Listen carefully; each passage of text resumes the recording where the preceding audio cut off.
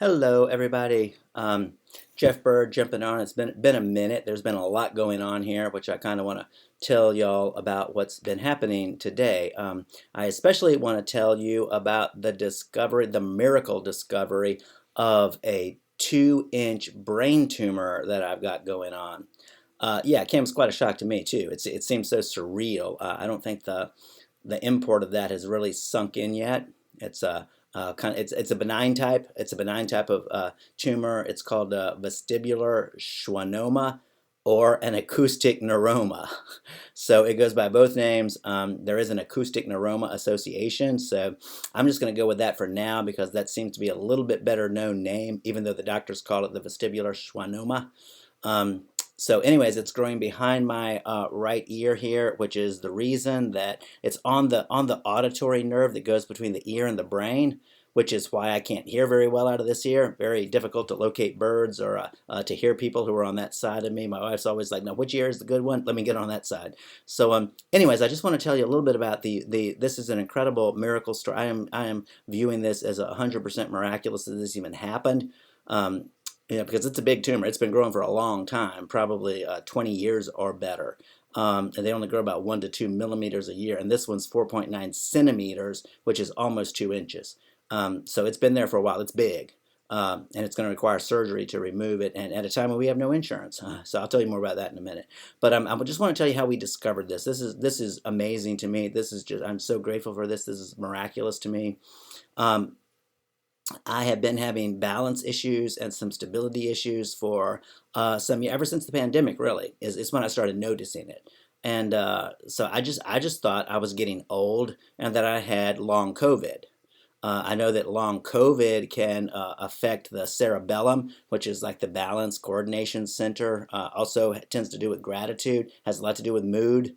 It's the anxiety center is near there, and there's a lot of that. There's a lot of emotional anxiety issues that go along with this, which I don't like to admit. I told somebody I was in a group with recently. I said if I admit that I'm anxious or have any emotions or whatever, I feel like I'm being unfaithful. I feel like I'm supposed to always be confident of everything, and it's like it's just not that way all the time.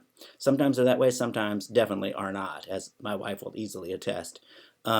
So there's a lot going on with that. So, but what happened? The way that this was discovered so miraculously, in my opinion, was about a month ago. I've only known it for about a month, even though I've had this for years, which explains a lot.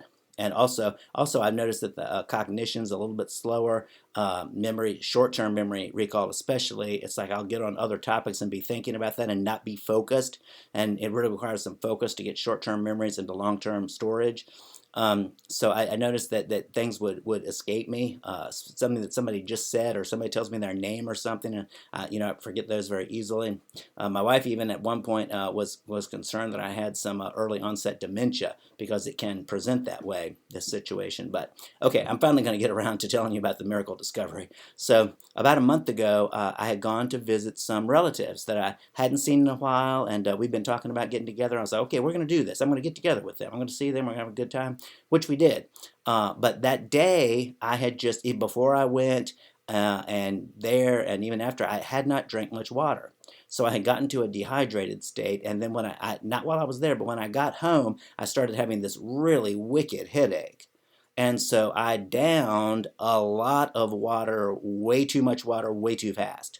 I had like probably a 16 to 20 inch like tumblers of water that I just drank in rapid succession, along with a couple of cans of water, sparkling water following that, along with a couple of Kirkland waters that evening, sort of like Deer Park, whatever. But so I drank a bunch of water, and then during the night I started feeling really bloated and nauseous from all the water. Ended up getting sick and throwing up all that water, and that just went on for a while. And what happened is I had actually washed out my electrolytes. Um, Especially my sodium was super low, and that's not good. You can actually die from that. Who knew? But yeah, that's not good. So Angie was thankfully sleeping very well that night, and the next morning when she woke up, I was still sick and feeling really bad and really loopy and kind of disoriented and not making much sense. And she saw what was going on, and she was really concerned. Thankfully, she probably saved my life, and she saw I was actually throwing up some blood, and she was like, "Oh, this is not good." She said, "Would you consider being seen by a doctor if I take you to the ER?" And I was like, "Well, maybe," because I was feeling really bad. I've been sick all night. I was feeling really bad by that point, very disoriented, like I said, and that was unusual for me. Usually, I wouldn't want to go to a doctor. We didn't have insurance. I knew it was going to be expensive, and so. But at that point I was like, yeah, let's just do what we need to do. And so and she was surprised that I even responded that way. So she quickly grabbed stuff and grabbed me and got us in the car, and we took off down to the near hospital, Norfolk General. For those of you in the area, you probably know Sentara Norfolk General. They were wonderful. We got in the ER. They eventually got the sodium regulated with an IV drip, and my coherency started coming back and orientation. And but they also did a CT scan while I was there, because if you go into the ER with a headache, they do a scan. I didn't know that either, but so they did, and what they found was this really big mass behind my right ear, and almost 2 inches, like I said. So it's really. I'll put up the MRI in the notes, and if anybody wants to see. And one of the docs was actually ready to prep an OR right then, because she was like, with the size of this thing and pressing on the brainstem, that's got to go. And the other doctors were just looking at me once I started getting some coherency back. They were just kind of looking at me like, how is he even upright and communicative at all? It's like with a tumor that size right on the brainstem, pressing on the cerebellum and the brainstem. So one of the docs told my wife, Angie, they said, yeah, usually we don't see something of this nature until the person's either in a coma or dead, because this type of tumor, though benign, it's not malignant, thank God. And they kept us for 4 days and did a bunch of other scans, and didn't find any trace of any cancer anywhere, thank God again.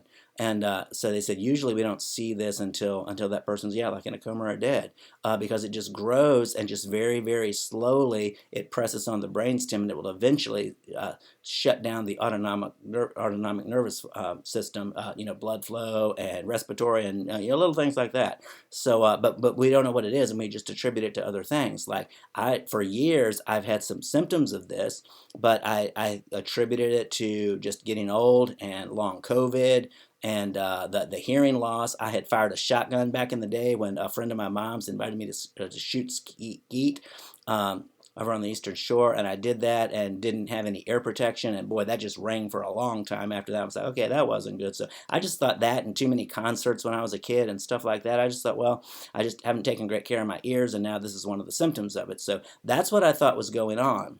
And also have some twitching in my, if I cut my eyes, if I look straight ahead, hold my head straight ahead, but cut my eyes to the right, my eye will involuntarily twitch.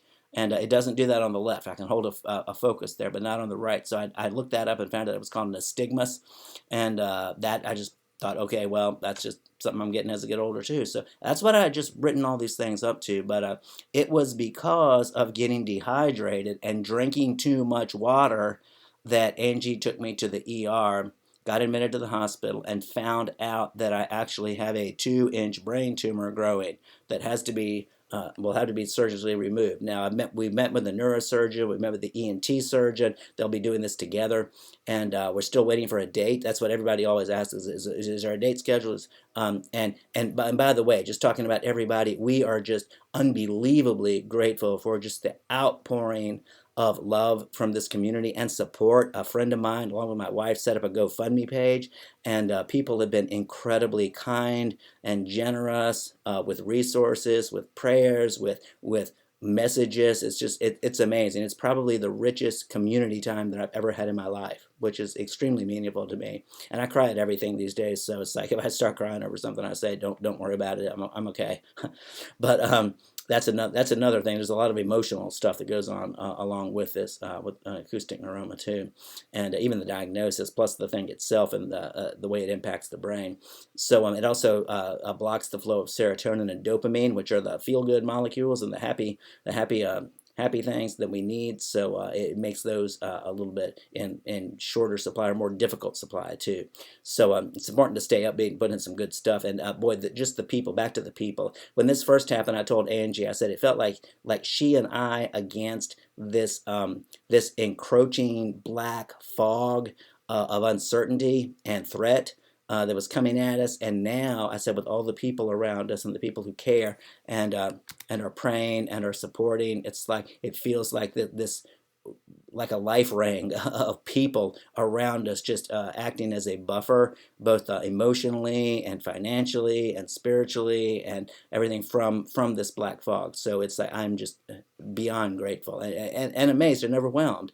And I'm like, people don't really know what I'm like. It's like, everybody thinks, well, Jeff's a great guy, just a great guy. And I try to be encouraging and upbeat and helpful to people. But at the same time, it's like there is so much in the past, so much hurt, so much wounding, so many wrong ways of looking at people, places, and things to try to fill that hole inside. And it's like that hadn't always been good.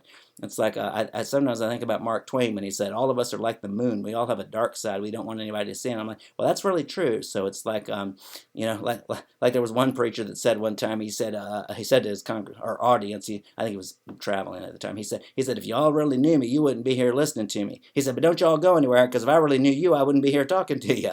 So I think that's kind of funny. I guess we're all kind of in the same boat when it comes to that. And just thank God again in Christ that He took all that.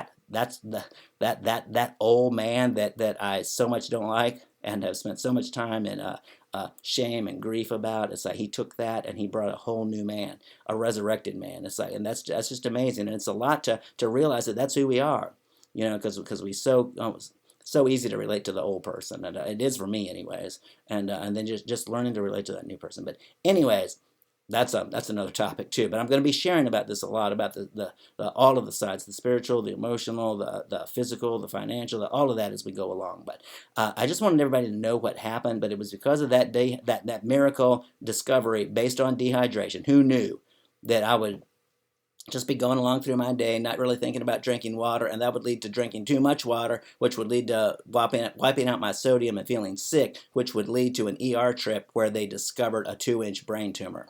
Who knew? Just who knew? Who would have ever imagined that? It's like, what a difference a day makes, right? So anyways, this is a journey now, and I am so grateful for everybody who's been supporting on this and who's been just an outpouring of love. I sit down and read through the cards that people have sent sometimes. Just they're so encouraging to me, and it's like just overwhelming. And I'm just amazed at the help and support. So I just wanted everybody to know what's going on with this. And if you've got an acoustic neuroma too, if you got a diagnosis, or even if you have some dizziness and instability and hearing loss, those two things, the dizziness and instability accompanied with unilateral hearing loss just on one side, that can be a red flag warning for an acoustic neuroma. So if you've got that, don't do like me and ignore it for so long and then have some kind of crazy circumstance reveal it to you. Go get it checked out.